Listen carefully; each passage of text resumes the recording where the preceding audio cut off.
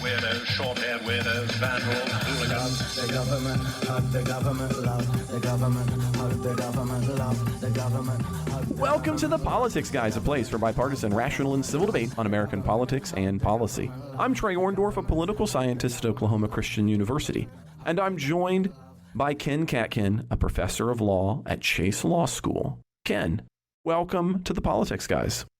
It is great to be back. Well, the world needs us, I think is what it is, Ken. That's the truth. Because they get Mike and Jay and May, and they're fine. But deep down, the world needs us. Now, we'll see what the other hosts have to say about that. But be that as it may, we've got a lot of fun things coming up this week because it has, in fact, been a pretty packed week in terms of moments, and maybe some of them more real in some ways than others. But we're going to be talking about the vice presidential debates. We're going to be able to have a chance to dip into some of the big news between Iran and Israel. We're going to have opportunities to talk about the Dockworkers strike and a few more things depending on time, including perhaps some of the indictment against Donald Trump. But Ken, I thought where we would start was the vice presidential debates. And Thursday marked probably the likely end of the presidential debate season with Tim Walz and J.D. Vance squaring off. And we are leading here, but I want to be really empirically honest with our listeners. Vice presidential candidates don't matter electorally in most instances, and these kind of proxy for the primary candidate VP debates have never changed polling data in any kind of way. And this is another good time to point out one of the things that I'm really proud of that we do here on the Politics Guys, and that is we don't try to be part of the horse race. So understanding what happened at the vice presidential debate, I'm not saying it can't be worthwhile, as long as we're keeping those truths in context, right? Thursday isn't going to change the election, and all of this analysis is often taking place as if it could or did, and any real political analysis or any real political scientist is going to be really honest about that right up front. And so if you want some empirical evidence of this, you don't have to look very far. Take a look at the post-election polling data, and here I've actually got Politico's data up. And the only meaningful predictor of who won or lost is absolutely party affiliation. And it all falls inside the margin of error, right? So if you're a Republican, 93% of you thought that J.D. Vance won. And if you're a Democrat, 93% of you thought that Tim Walz won. It doesn't matter. And for the others, when you kind of dig down a little deeper, and we can talk about this, is that there isn't a lot of others anyway, especially when it comes to watching these vice presidential things. So again, this idea of who's winning or losing it in this election is just a media narrative. So Ken, to kind of get to maybe the items here that are worth our time, I thought some of the biggest items it was, well, one, J.D. Vance changing his tone and position on abortion. I think that was worthy of some investigation because he's clearly trying to keep up Trump. So if you're pro-life, you're going to be deeply disappointed. And I don't really think that there's any universe in which he's going to win over pro-choicers. Again, even if he had the opportunity to do, I don't think Trump is either. Or even if you're kind of on that broader scale of healthcare, I don't think that's going to move the needle for anyone. But I do think Vance was right in saying that America's lost faith in Trump on that particular issue on both sides because Trump is no longer working for pro-life voters. He made that pretty clear. The other big issue, and I'm curious to see what you think about this, is Vance's no response over who won the 2020 election, something that has really dogged Team Trump. Did he lose? Did he not lose? What does that mean? And then I think the other bit here was, I think a lot, especially on the left, of individuals were kind of enamored with Walz and his pick and his folksiness. And I think that his charm did not come across on the stage. And his worst moment, which I think really was the highlight for him on the debate, was his obvious backtrack concerning his time in China.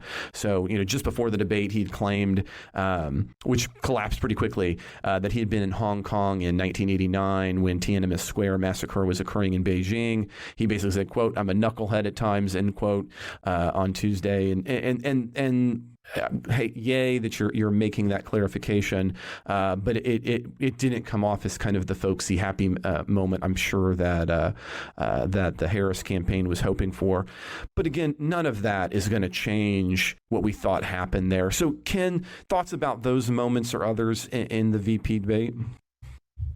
Yeah, I think I first want to start just by agreeing, of course, with you that this debate will have zero impact on the polls. In fact, what I thought was even more interesting about that point was the presidential debate, because the presidential debate was one where there was a little bit more bipartisan agreement that Harris won the debate. I think it was like 68% of Americans thought that Harris won the debate against Trump. But in that vicinity, I don't, like you, I don't remember exactly, but that sounds about right. But it still didn't move the polls, right? So, if you've got, a debate where there's, a little bit more agreement on who won and lost the debate, but it still doesn't move the polls, then obviously like a debate like the vice presidential debate that we saw where the crown for who won is just awarded by every voter based on their own partisan affiliation, then it's really clear that can't possibly move the polls. On the I guess what I'll just agree with you was Walls's earlier lie about when he was in China, which he had to retract. I didn't think that was so terrible. He was, caught out for having said something about his own timeline that wasn't true. I took it that he basically admitted it. He called himself a knucklehead. He apologized. And it also seems to me like it's such a minor kind of thing to have lied about, compared to lying about things like whether Trump won the election or not in 2020, that I don't think it did any. I don't think anyone who was at all favorably inclined towards Walls to begin with would say, well, he got caught telling one minor lie about his timeline. He admitted it and he apologized. I don't really see how that's such a big problem. No, I don't. I was not in any way attempting to equivocate between what J.D. Vance was purposefully not saying and Waltz's comment there. Yeah, I don't see those as equal, just as maybe different moments that I saw as being, moments that stood out to me in it. Yeah. So I don't mean to hold them in equivalency in terms of like, the lie over 2020 is anywhere. Right. They're different ballparks or the way for they sure. Dealt with it, because when Vance was, when Walls was called out, like, you lied about this of where you were in 1989 and when, he's just like, I don't know why I did that. I was a knucklehead. I apologize. I think that's the right way to deal with that. And, I think actually Vance, not only did Vance never, apologize for acknowledge any lies that he's told, he told some new ones. I mean, he was also really lying about the position of the Trump administration towards the Affordable Care Act. He said Trump, tried to save the Affordable Care Act when he could have repealed it, which is like precisely the opposite of what actually happened. Well, and he couldn't have repealed it even if he wanted to single-handedly, which is worth pointing out in that context as well. And I mean, he banged the drum for the Congress to repeal it, and they brought it up for a repeal vote, and because Trump wanted them to, and the repeal only failed because McCain showed up at the last minute and voted not to repeal it. But that was against Trump's expressed wishes. Yes, absolutely. I don't disagree. And I think that's one of the things Vance, I think part of the reason that he seems uncomfortable is because he has had to radically alter who he is to be in the Trump orbit. And I think more than anything else, that's what makes him a deeply awkward vice presidential candidate. And I think that came across if you're just watching the debate. I think that's what you kind of saw. What do you think about that? Yeah, I mean, well, of course, I'm a Democrat, so he looked that way to me, and the real question is whether he's going to look that way to Republicans. But I also thought, to me, from my, and I have a partisan perspective, but not only did I say, well, he's lying about January 6th, he's lying about the Affordable Care Act, he's lying about his position on abortion, but I thought all of that really, was exemplified when he actually complained about being fact checked. Right? He's like, I thought you guys said you weren't going to fact check, which is like a way of saying I thought I was going to be allowed to lie up here and nobody was going to call me on it. And it just, even if he was technically right that they had agreed not to fact check, it just seems like such a bad look to be up there saying, why are you pointing out my lies? I thought I was going to be allowed to lie, and it doesn't seem like a very legitimate kind of grievance. I will say that that moment is a useful one, I think, for us. In one sense, this idea, I think there is one narrative out there that suggests that what these moments are, ideally what they're supposed to be for, is different people just saying what they think, and we all have to then ourselves do the research, quote unquote, and figure that out. But I would push back against that significantly and suggest that the reason that we ought to pay for some of the coverage and things that we get, even if it potentially has some partisan preferences to it, is so that they will do precisely that, which is to say this on this basis seems right, wrong. I mean, that seems to be the fundamental thing that you're paying a press to do. But have you noticed? I mean, that's become this big. That has become a big question. Well, we just want this neutral platform, and I think in some ways, what it is, Ken, is there. I think the idea that I think social media has become what and when I say we, I don't mean you and me, but I think has become the fixture for what we assume the media ought to be in general. And that is a completely relatively neutral platform on which we all post whatever we want. And then no one gets any kind of pushback except for in the comments. And that shouldn't come from the media platform itself. But I find that to be a highly destructive kind of view. Yeah, I mean, I was glad that the moderators in both debates really, just gave some correctives to the most, kind of indisputable kinds of lies. And in this case, I think the one that got Vance so upset was immigration. Yeah, and specifically his claim that all these Haitians in Springfield, Ohio, are illegal aliens, which is just, it's demonstrably false, right? I mean, I'm sure there are a few illegal aliens there, but virtually all the Haitians in Springfield are legal. They're part of an asylum program. They're legally documented, legally present. We want them out, says Trump, right? Like, I mean, what does it matter?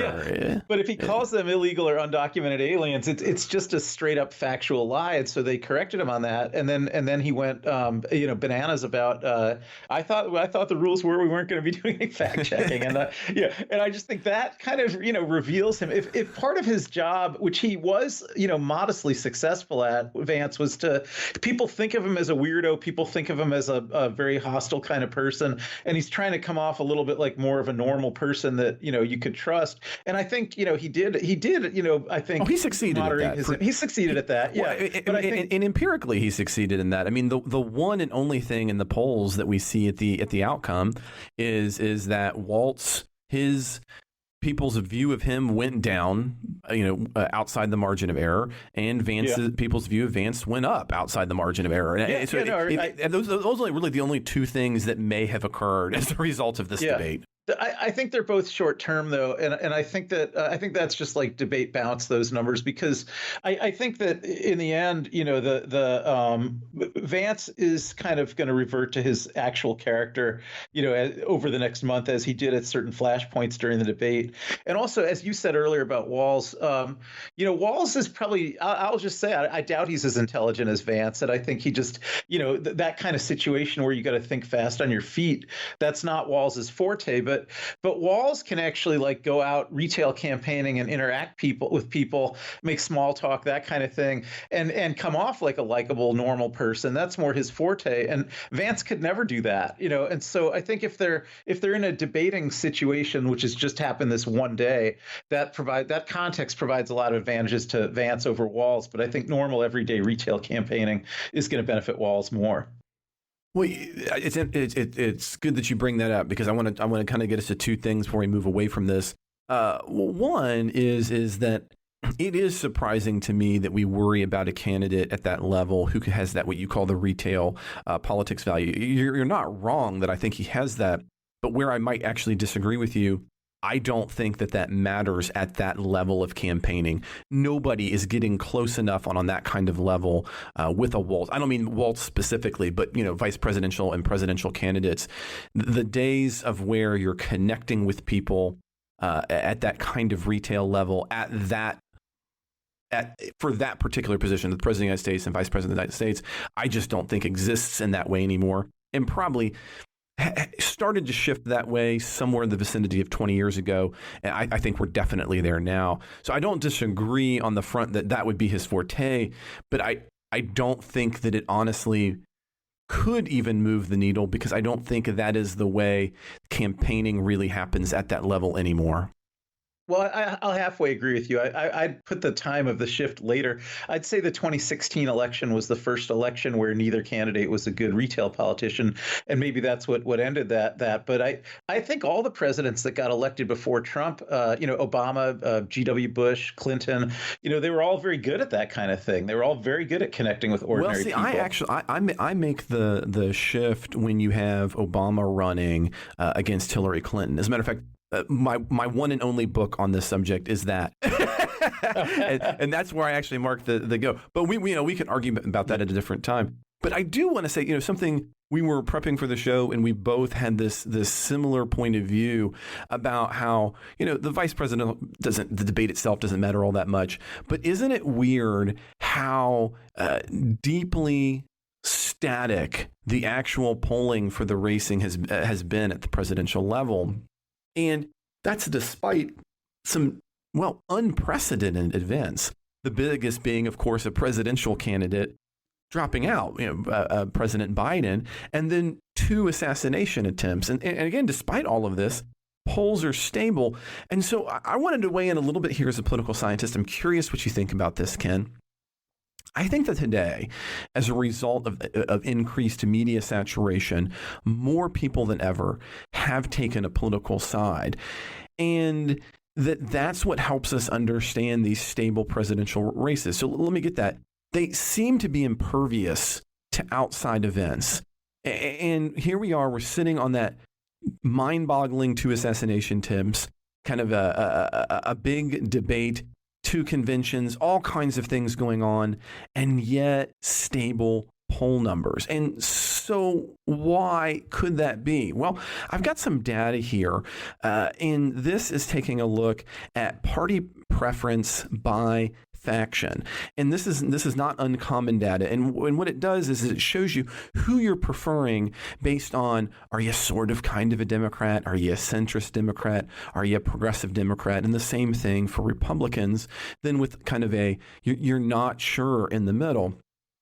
And if you look at all of the kind of the battleground states, so take a look here, right here in front of me right now, I have, this is Pennsylvania. I'm taking a look at, this is August 2024. This is the Marshall College poll. And what we see is you might, once you take in the margin of error, if you even sort of kind of maybe think that you might be a Democrat, or you sort of kind of think that you might be a Republican, you're voting for Harris or you're voting for Trump, right? Like, and there's really no, and that is certain, right? And that preference is polling as certain. And then, but of course, what everybody says is, well, but what you're shooting for is that median voter, right? What does that independent voter think? Well, right now, again, August, Pennsylvania, more than 60% of those independent voters are already registering themselves as certain as to who they're going to work for.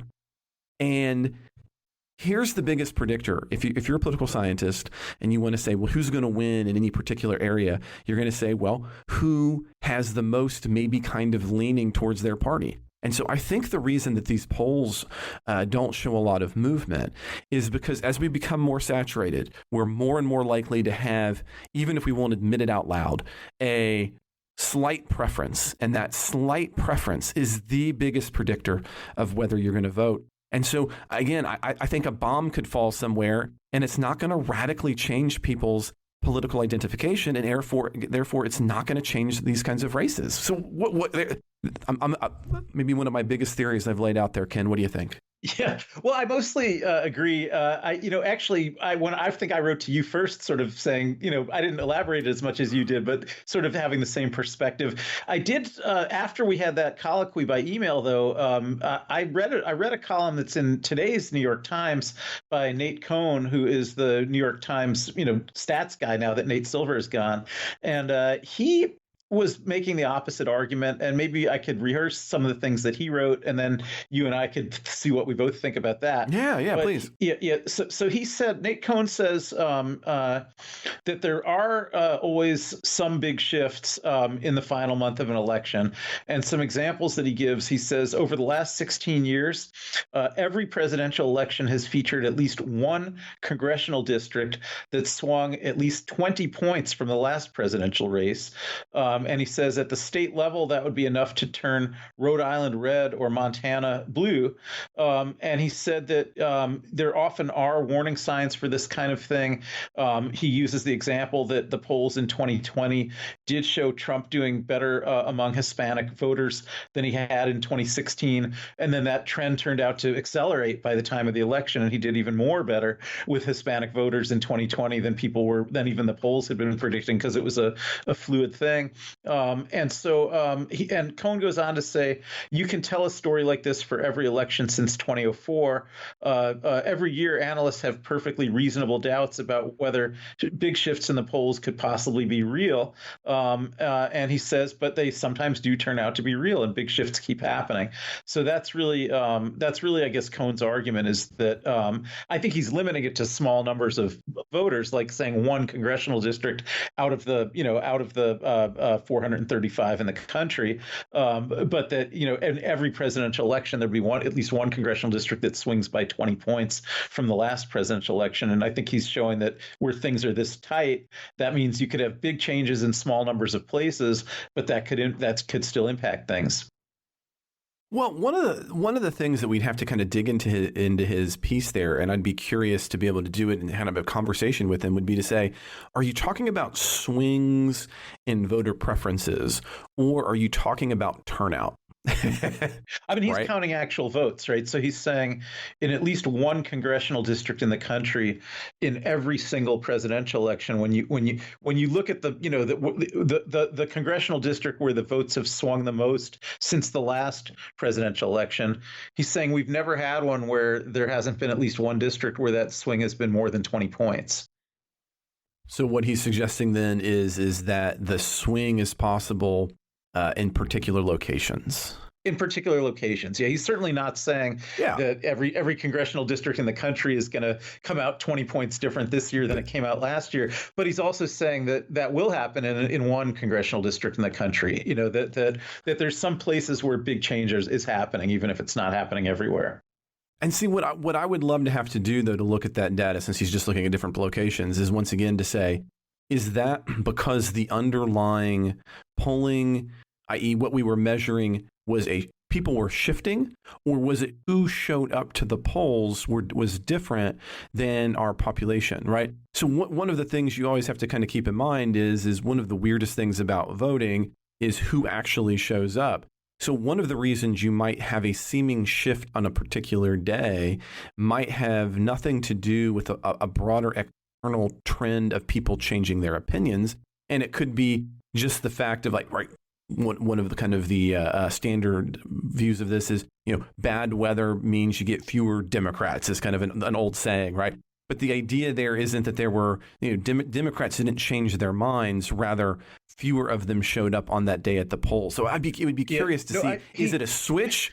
is it is it showing a change in of opinion, which it seems to be he's arguing? Yeah, or, that's what he's arguing. Yeah, and see, I would need to know more, because I would still be willing to bet that especially if you're looking at what you might call the weird number, or the one particular congressional district. He is definitely attributing it to issues. So he lays out. I didn't read the whole column, but he lays out the case, that when he was talking about the Hispanics in South Texas, for instance, he was saying that, that's an area where Hispanics in South Texas had typically been in favor of immigration for a long time, but then they've been turned to be against immigration because, it's now their communities are being more negatively impacted by it. So the fact that that an issue that was always important to them, they actually changed sides on, he said that's what made them available to, switch from being Democrats to being Trump voters. And he similarly talks about the vaccine stuff on both sides, and says that there were people who were the Robert Kennedy types, I guess, people who would have been Democrats, but then they became vaccine deniers, and then that convinced them to become Trumpers. But he also says there were people on the other side that actually believe in science and were always Republicans, and then the vaccine denialism caused them to become Democrats. And certainly we see that in not with vaccines, but in people like Liz Cheney, we certainly do see lifelong Republicans who are, in that case, because of the democracy issue, January 6th issue, so it's a different issue. But I think that's kind of Cohn's thing, is that people, vote based on a large number of issues. But if at any given time, if there's one issue that's predominant for them, and they find, that their party is no longer on the same side that they're on, that creates these moments where people may switch over an issue. So I guess like the Lincoln Project type Republicans who, are switching over. Yeah. So I think that's his argument, that does happen. But I think his argument is also that only, happens, either in particular geographic locations or in particular demographic slices, or things like that. And it's not a mass phenomena, but he does say in his view, it's enough of a phenomena to swing close elections, which means that's why you can't already determine who's going to win the election. Okay. What do you, so before we move on to our next story, do you agree with him or do you disagree? What do you think? I have no idea. It doesn't match. I mean, the examples he gives seem correct to me, but his conclusions don't seem to match my intuition. I think that's kind of where we are. I don't know if you'd come down the same place as me there. Well, I would say that I think one of his problems, even given the particulars there, is that finding deviations from a regression mean is useful and worthwhile, but it doesn't mean that I'm going to predict away from that regression line just because you found one outlier or two, Right. So yeah, I think I'm with you on that. Yeah. So yeah, I mean, I'm pleased because the polls keep showing Harris with slight leads, in some cases within the margin of error. But if they don't change that much, I'm feeling good about that. So we'll see where we are. Well, let's do what we always do, and let's go overseas for a minute, Ken, or at least partially overseas, because Tuesday Iran launched an airstrike targeting sites across Israel. Now, most of the 180 missiles were shot down by Israel's Iron Dome capabilities, but it did mark a new front in the growing conflict surrounding Israel. Now, fighting with Hamas remains in Gaza in the south. It now includes a number of hot battles with Hezbollah in Lebanon, in the north, and now, of course, this ongoing fight with Iran to the east of Israel. Now, after Tuesday's strike, Israel's Prime Minister Benjamin Netanyahu told his security cabinet, quote, "Iran made a big mistake this evening and it will pay for it." He'd go on to say, quote, "Whoever attacks us, we will attack them." Now, in Washington this week, President Biden said, quote, "Based on what we know now, the attack appears to have been defeated and ineffective." And what he was trying to get at was it didn't warrant as large of a response. The president did add, quote, "Make no mistake, the United States is fully supportive of Israel," end quote. In the same time, Iran argued that its airstrike is in response to the assassination of Hezbollah's leader, Nasser Ali, killed in an airstrike in Beirut. And to others who were killed in Tehran earlier in the summer. As a matter of fact, that's something that you and I had talked about on the show, Ken. Iran argued, quote, "It was a legal, rational, and legitimate response to the terrorist acts of the Zionist regime," end quote. Now then today, Friday, October the 4th, Israel bombarded Beirut again, looking to kill a new potential Hezbollah chief. And it is unsure if the 230 projectiles that they launched worked.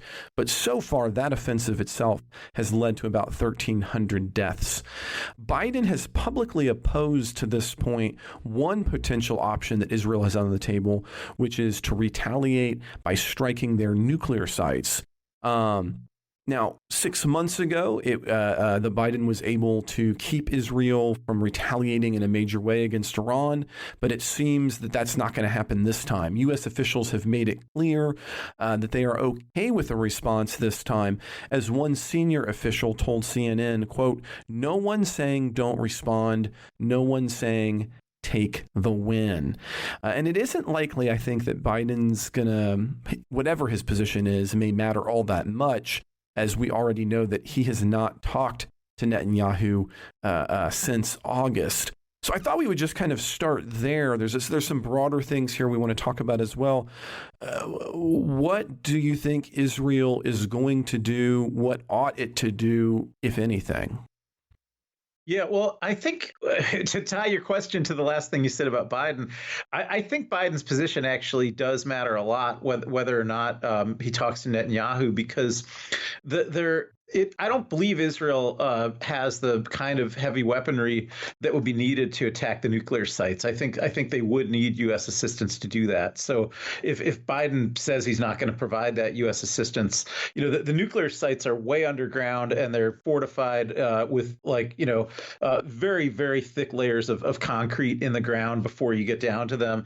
And even the heaviest kind of bombs that Israel had, which they used to kill Nasrallah in Lebanon, who was also in a fortified bunker.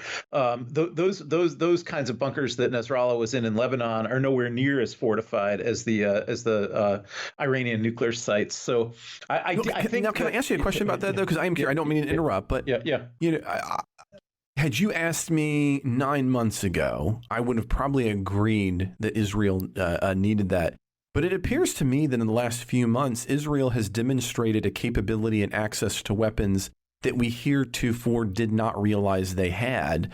And so I hear that, but I might be a little hesitant to entirely agree with you, just given the evidence we've seen. And that's not a positive or a negative of whether they ought to do it, but just your kind of blanket statement that Biden would have to go off on that. Again, 9 months ago, I would have said, Ken, you're absolutely right. But right here in the wake of the beepers getting into Iran, getting into the hotel, some of the specific kinds of targeted missiles they have done in Lebanon that we did not recognize they had access to. I don't know. So again, I'm just going to pop that there for a second. I'm sorry. I guess I see what you're saying, and I'm only going by what I'm reading in the news reporting in the last couple of days. But it's certainly possible that the U.S. Pentagon is releasing disinformation. So that I'll bracket that aside. But if we can just go by what the Pentagon is saying, that's fair. I think we should. That's fair. Yeah. The Pentagon is saying that the type of bomb that would be needed to bust through the fortifications and hit the Iranian nuclear sites would be too heavy for any Israeli plane to carry. Right? Okay, I didn't see that. Yeah. Okay. Yeah, that there's no Israeli to the extent that the U.S. Pentagon knows what kind of planes Israel has. They and I wish we had Michael on because he knows the military hardware better than I do. True, I don't know the names of all these types of bombers, but I think that Israel has a lot of fast bombers and they can carry pretty big bombs. But you need some really supersized bomber to carry enough bombs to blast through all the fortifications that the Pentagon is saying the Iranian nuclear sites have. And so I think that's why our Pentagon is saying that Israel lacks the capability to hit the nuclear sites without our help, and that we won't be giving help on that. Now that may be the one and only thing that they lack the capability to do. And I think there's more of a live debate about the oil fields, because I'm sure Israel has the capability to destroy the Iranian oil fields, and that would really disrupt their economy, and I know Biden doesn't want to see that either. But they wouldn't need any Israel wouldn't need U.S. help for that. If Israel went ahead and bombed the Iranian oil fields, the price of gasoline would go way up here in the United States, even though we already have sanctions against Iran. But Iran's able to sell to countries like Russia and China, and if the supply chain there got disrupted by bombing, then Russia and China would be competing in the same spot markets that the U.S. is competing in to buy oil from other places. So the prices would go way up. I don't think Biden wants that. So there are some things Israel could do. I don't know exactly. I think I personally would not like to see tons more escalation here, even though I certainly think, when everybody says, well, Israel has to retaliate, but it has to be proportionate, I think that's a correct formula. But I there's a lot of wiggle room about what we mean by proportionate. But I think I would like to see it be a kind of a measured enough response that it could possibly end the cycle. Whereas if each retaliation has to be even more forceful than the bombing that provoked the retaliation, then we're really looking at a cycle of violence that has no end here. And I think Israel's... Let's talk about that for a second, Ken, because I think that's important, because I think that's the larger picture here. When you read all of these stories, that's the, is it going to break out into a wider war? Is it going to break out in the wider war? Can we measure that off?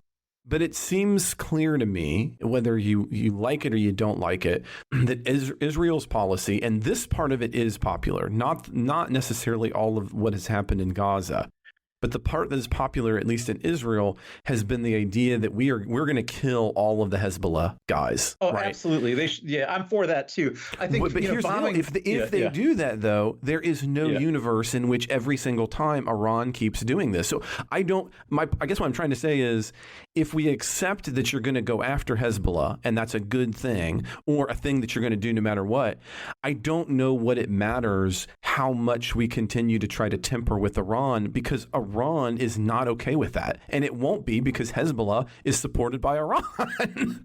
Right, but I think Israel can degrade Iran's ability to support Hezbollah, right? Because they have to actually get weapons there, into Lebanon, through Syria and through the other part of Lebanon where there's still a Lebanese government, and I think Israel is really able to disrupt that. So I think the military attacks on Hezbollah in southern Lebanon have been extremely effective at weakening Hezbollah, yes. And I think it is possible to just keep that up and actually, degrade the military capabilities of Hezbollah. Now, if Iran is just going to keep sending missiles into Israel, I guess that's what you're saying, that every time Israel attacks Lebanon and doesn't attack Iran, that Iran's going to respond by attacking Israel. That's what I think. I think that's it. That you could be right about that, but I don't think we know that yet. I think Iran they certainly did say that the missiles they just sent into Israel were in response both to the Israeli sending missile, remember, into Iran to kill a Hamas leader, and also to Israeli targeting Nasrallah in Lebanon, but there's nobody as linked to the Iranians left in Lebanon as Nasrallah was, and I think Iran could possibly decide that they're just going to have to give up on Hezbollah, and that they don't want to get drawn into a wider war with Israel. But I think if the missiles just keep flying back and forth between Israel and Iran, I just don't see where that ends. No, I mean, again, I don't. That's not an argument for a particular response from Israel, but I don't see there being, as if Israel continues its anti-Hezbollah policy. Again, whatever anyone thinks about that, I don't see Iran. If you're saying eventually going, well, done, right? I mean, that doesn't every time Israel, whether it's been internal, external to Iran is taking those, again, and if we're assuming their own words on it, any attacks that they continue to have on Lebanon, Iran is going to view as a threat to Iran. So, I mean, again, we could just say, look, they are a authoritarian regime. We can't take their words meaningfully. But I do think sometimes it is worth looking at the actual comments from countries that have weird or terrible regimes, and assume that there can be true intended meaning from them. I agree. I certainly agree with that, but I think I just understood Iran. We're both agreeing we should listen to what the Iranians are saying. Yes. But I thought that what they were saying was a little bit more measured than that, and that they said, we've just finished our retaliation for basically for two things: for killing Nasrallah in Lebanon, and for sending a missile into Iran to kill a Hamas leader who was in Iran. And so we've just finished our retaliation for that. And Israel better not retaliate against Iran, or there's going to be further retaliations from Iran. But I thought their last statements were really limited to threatening Israel if Israel retaliates against Iran, but were not so much threatening if they continued the war in Lebanon. And i.e. Hamas. Yeah, and Hamas, both Hezbollah and Hamas. I mean, I think Iran may, because not that I'm saying I would, I guess what I'm thinking about Iran is they need to kind of. If they keep escalating, that's very bad for them also, right? They may be able to destroy Israel, but it's going to be at the cost of Iran also being destroyed. And it's going to bring the United States in, right? I mean, Biden keeps sort of trying to keep the United States out, but, the more Iran just won't stop firing missiles, the more that is going to bring the United States in. So I think they understand that too. So they have some real deterrence as well. So in short, you think that the fact that the United States is hovering on the outskirts means that we need to kind of read the Iranian statements as being slightly more measured, even no matter what else. Fair. Well, that's what they themselves have been. I mean, we both just agreed we should listen to what they're saying. Absolutely. They have been trying to say we should read their statements as being measured. I mean, they have tried to. I think they even made more statements today because they have this. They're in the. Even though we don't have diplomatic relations with them, they have a UN ambassador in New York. Yes. So he makes statements, and that's who I was been reading. As a matter of fact, please point that out explicitly. Yes. Yeah, so I think today he was literally trying to say that the Iranians have been only more measured than the Israelis, because his statement was that, all these missiles they tried to send into Israel, although I don't think it's true, he claimed that all of them were targeted at legitimate military targets, whereas he's claiming that Israel, in both Gaza and in Lebanon, is indiscriminately targeting civilian and military targets. And so his sort of claim was that it's actually Iran that's been trying to have the measured responses. And there's a lot of things false about that statement, including, of course, that both Hamas and Hezbollah, all of their military targets, they locate them underneath civilian spaces so that they can which is not something that Israel does. But the point is, I think even that kind of rhetoric kind of shows that they see some interest in trying to portray themselves as the ones with the measured responses, and I think that's because they realize it's a very dangerous situation for Iran, even though it's also a very dangerous situation for Israel, that if the U.S. and maybe even the European powers get drawn into this, there's really, no hope for Iran surviving that as a country, I don't think. Well, one last thought on that, but NPR had a really unique segment yesterday from some individuals who are reporting inside of Iran that there isn't a lot of popular support for the attacks, and in large part because the idea of another prolonged war, we don't often in the United States think about it. There was a decade-long conflict between Iran and Iraq, the first Gulf War as it was once was. So, I mean, there could be some of those kinds of internal pressures that you don't always see is apparently an authoritarian regime. So one last thought here, though, Ken, and this has been bantering around, and I think especially this piece of it might also impact the presidential election in the United States.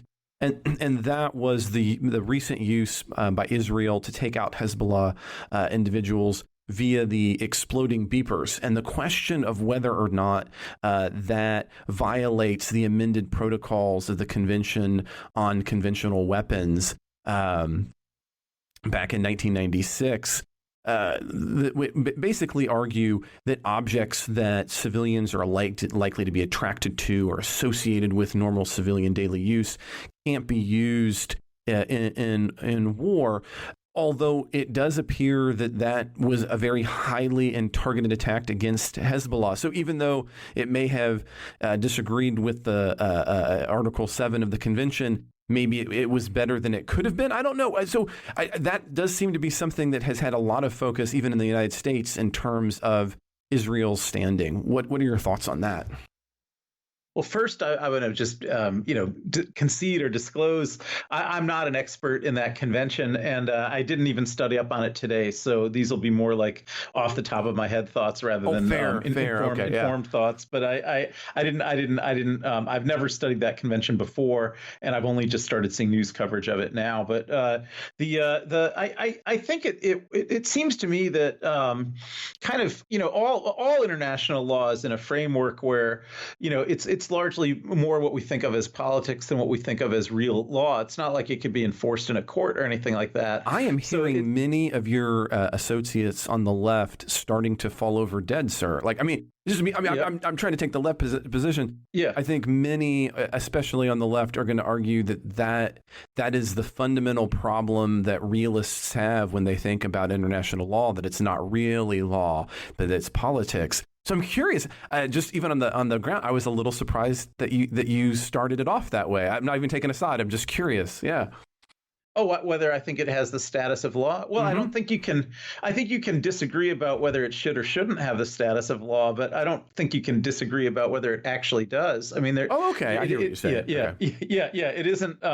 It isn't enforceable. If somebody tried to sue Israel in a court in the U.S. or in Israel, or I suppose any place other than in a Hezbollah-controlled part of Lebanon, and if anyone tried to, Europe, anywhere, if anyone tried to raise an international law claim like this in a court, it wouldn't be anything that a court could enter a judgment on. Now, if it was a specialized UN court like the International Court of Justice, it probably could. But the courts like that, their judgments are not enforceable in countries anyhow. So I mean, I don't think that means it's meaningless, though. I think international law has value because countries, politically, if they make certain commitments formally and then are adjudicated to have violated those commitments, even by a court that can't be binding and that can't issue enforceable judgments, it has value for countries that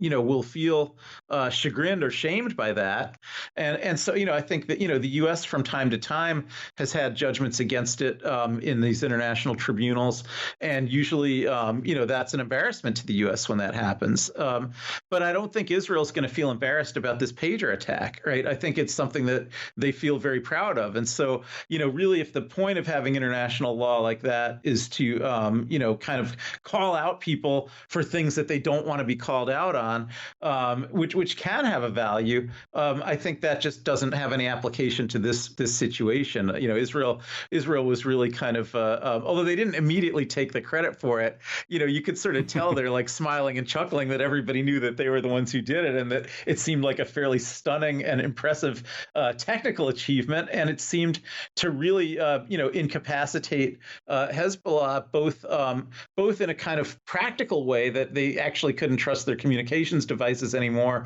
and in a psychological way that it made them seem like like their enemy really owns them, and so I think it was tactically a huge military success, and it was something that if some international tribunal would conclude that Israel violated a convention by doing that, I don't think that would be any, and I don't think Israel would mind that, and so that really, in that sense, I think that's the more realistic answer to the question than and it's one I can answer because I don't actually, I haven't studied the convention enough to make a judgment about whether they violated it or not. I'm not saying they didn't. I'm not saying they did. I'm not saying they didn't. I'm just saying I haven't studied that convention enough to give an answer on that. That's fair. Well, let's move forward to another story. We'll come back to stateside. And we've had a lot of ongoing news coverage of the Dockworkers strike. But today marked kind of a tentative end to the International Longshoremen's Association's 3-day strike. And it's this tentative end will last until January 15, which allows for details of the new contract to be negotiated. Now, right now, the major item that allowed them to come off a strike was that management agreed to move from a 50% increase in pay for the association over 6 years to a 62% increase over 6 years, which is just slightly under the 70% that was being asked for by the union. The last issue that is still outstanding that has to be worked on is the issue of automation in ports, which the union wants absolutely banned outright. So disruptions will, as a result, be pretty minimal. It's going to take somewhere between about 20 days, it looks like, for the supply chain to recover. In a statement later, Biden applauded both sides for, quote, acting patriotically to reopen our ports and ensure the availability of critical supplies. And so he would go on to then kind of applaud the strike, saying, quote, it is critical to building a stronger economy for the middle out and the bottom up, end quote. And so, Ken, I hear that, but this is one of those ones where Democrats lose me, right? I mean, he's talking about this is the proof of the middle out, bottom up, but it doesn't take a lot of math to realize that none of these guys, or the middle or the bottom. So right now, what they make, if after working for 6 years, is $81,000 a year, $39 an hour. They're now going to be making $131,040. Yeah. That pushes them to just outside the top 10% of salaries in the United States. And so when Biden and other Democrats make those kinds of points like, see, this is the example of building from the bottom up, it's hard for me not to find the closest garbage can and throw up, because that's just a bunch of crap, right? And so, meanwhile, and this is what I think, again, there's not as many of these today. Meanwhile, though, I did a little digging. It didn't take too long. The president of that union makes $730,000 a year, putting him firmly in the top 1%. And you know who his executive vice president is? It's his son, who brings in $700,000. So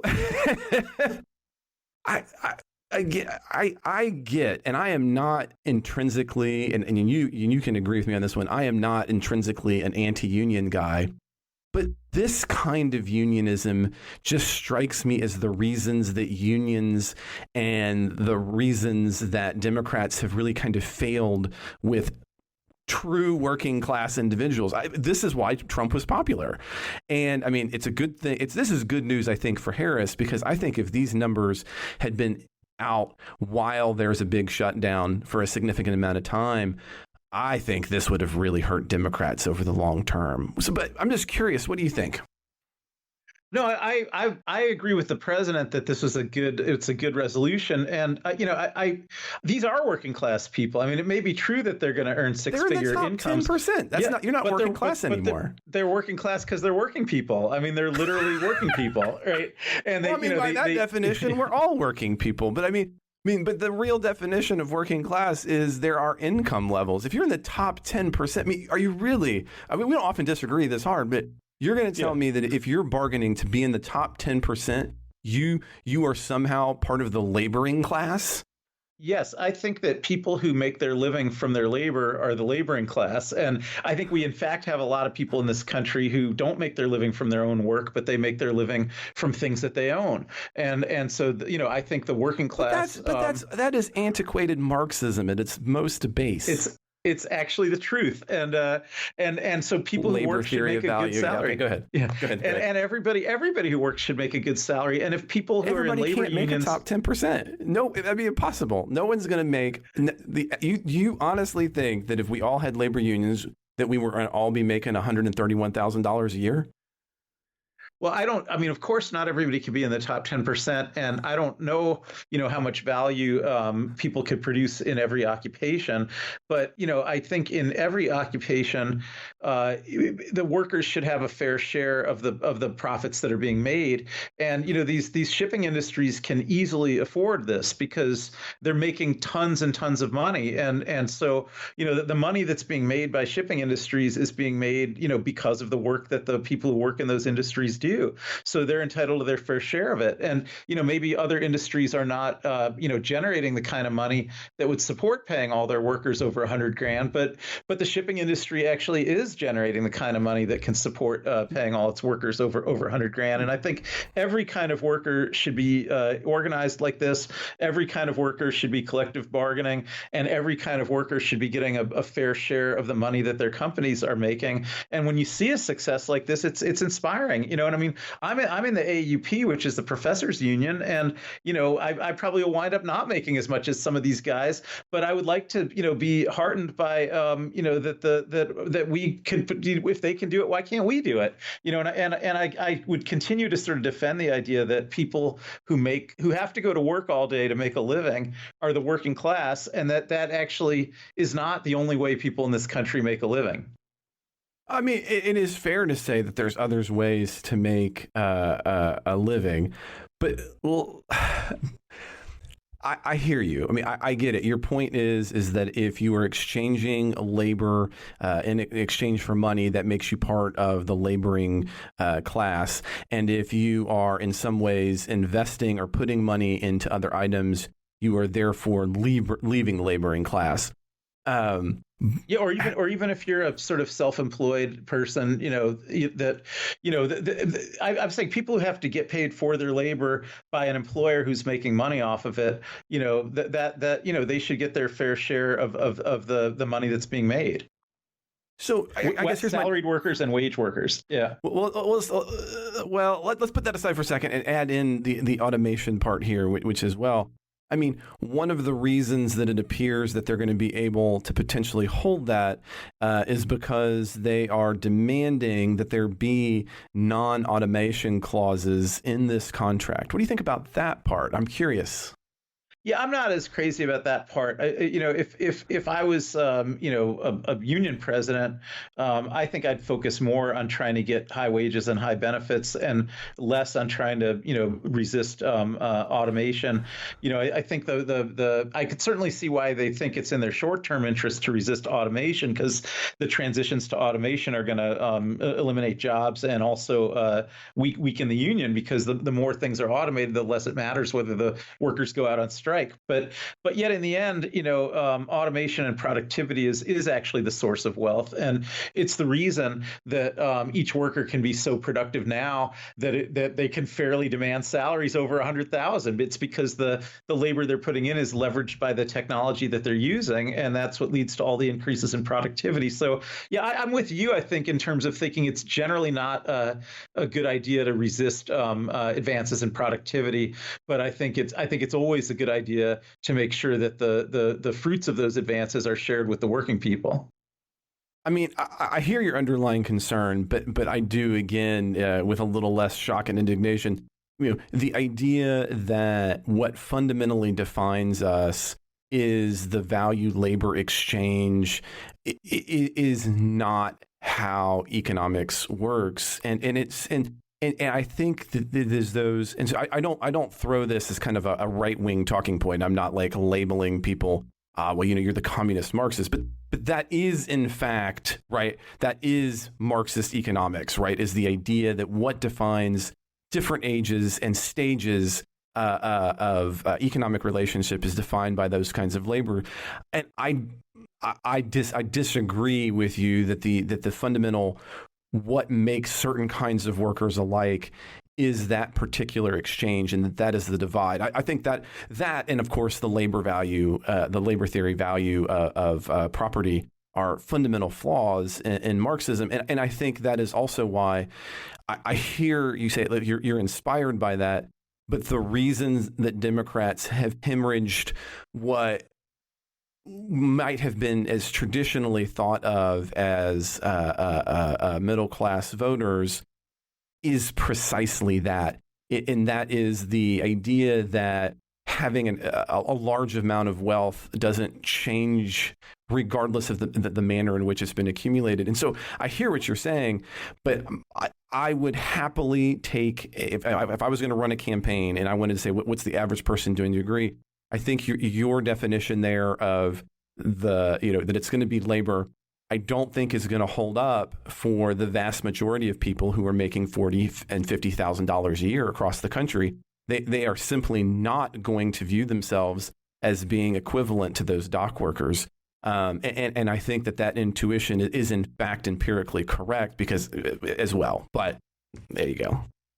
No, I can't disagree that the labor movement has been shrinking because less people than before see value in it. But I think they're wrong. I think they should see value in it, and that you can see the value in it here because it actually worked for these dock workers. And they're if you're talking about, like, just to use a simple example, like let's use a fast food place or something. If the owner of a fast food place can generate $100 for himself by paying a worker $15 an hour to do work, and each hour he's paying the worker $15 and the worker's producing $100 of value for the owner, then why shouldn't the worker be getting more than $15? And I don't really see another mechanism to get there other than through unionization and collective bargaining.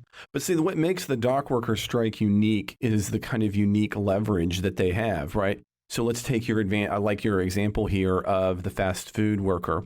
And so the fast food worker goes, say, look, I should be getting more than the $15 that my owner is making on this. I want to get 25, and they attempt to do that. The fundamental problem, though, is that you're assuming that the supply of eating and food is restricted to what you can give out. In the case of the dock workers, it really, in fact, is. Right? Goods simply, many of them have to come through those particular ports, can't come into other ports. And so you have a kind of a monopoly, if you will. But your example of the fast food is true. And even you might say, but look, if we had true, really good unionization, even related fast food chains would be going on strike. But of course, that then again assumes people wouldn't then shift to non-fast food chains or eating at home more frequently. What the dock workers in this circumstance have that these other industries will never have is a complete monopolization over that entry point. So I hear your point. And again, I'm not attacking unionism completely, right. But the reason they could make this kind of eye-watering shift and push has nothing to do with anything other than they have complete control over that port. No. What you're missing here is you're right that the docks have sort of a bottleneck and that an individual McDonald's doesn't. But what you're missing is you keep saying the dock workers. It's actually the dock owners. It's the owners of those companies that make all that money because of the bottleneck. It's not the workers. And the workers are just going to get a little bit more of it. But the bottleneck is generating huge monopoly profits or oligopoly profits, I guess, to be more accurate here. I'm not disagreeing. I'm not disagreeing with that. Yeah. I'm just saying it's those unique circumstances that make this kind of exchange possible in a way that is not generally possible. So I don't disagree with your secondary point there either, just to be clear. Okay. Yeah, because I think it's that's why so much money can be generated for these particular kinds of jobs because that bottleneck sort of aspect of it means that the everybody involved in that whole system was making money hand over fist, and the actual workers who were doing the work were making the least of it. So they should get their fair share of it. If they didn't get it, it just means someone else would be profiteering even more hand over fist. But so I mean that's kind of where we started. As I said, I agree that not every industry, maybe the fast food industry isn't going to generate enough money to pay workers $100,000 a year, but I'm sure it's generating enough money to pay workers more than they're getting paid now, and so that's really where I think unionization can help. Well, I mean, the underlying economic assumption here, and again, not as an insult, is that you talk about that labor hearing. I can speak, but the fundamental question is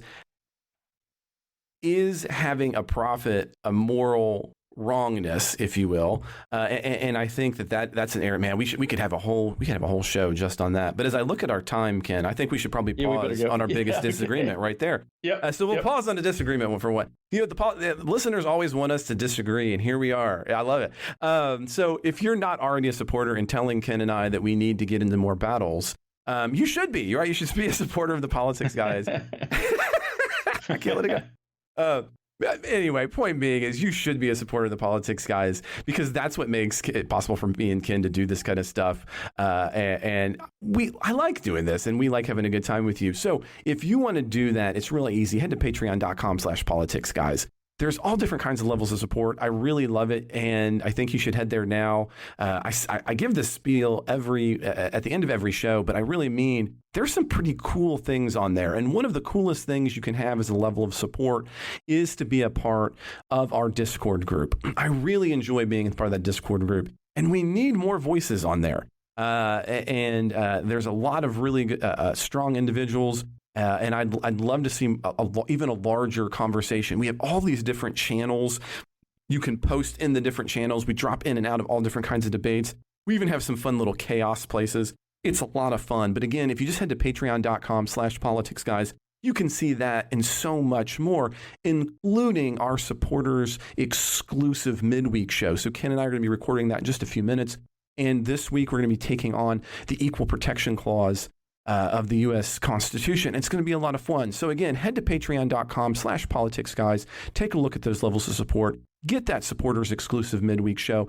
Get on our Discord group and become a part of the broader Politics Guys family. There's other ways to support the show, including Venmo, where we're at Politics Guys. You can also support the show through PayPal. All of those links are in the show notes. And if you'd like to head to our website, you can do that too by heading to politicsguys.com/support. Now, for some of you, you would love to be a supporter, but it can just be financially difficult. And I mention often that I fall into that category. I got 3 kiddos. I've got medical things. It can be hard. So please, if that's you and you'd like to still kind of get part of those kinds of deals, if you email us at mail@politicsguys.com and explain what's going on, we'd love to get you set up.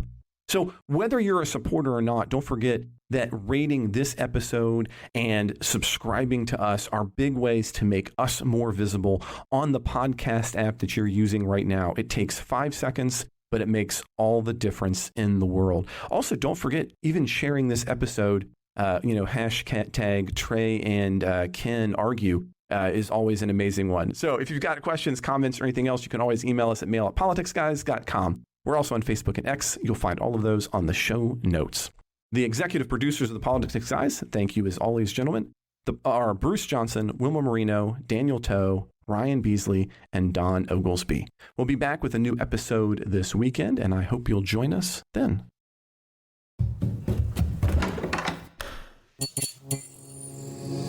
This podcast is part of the Democracy Group,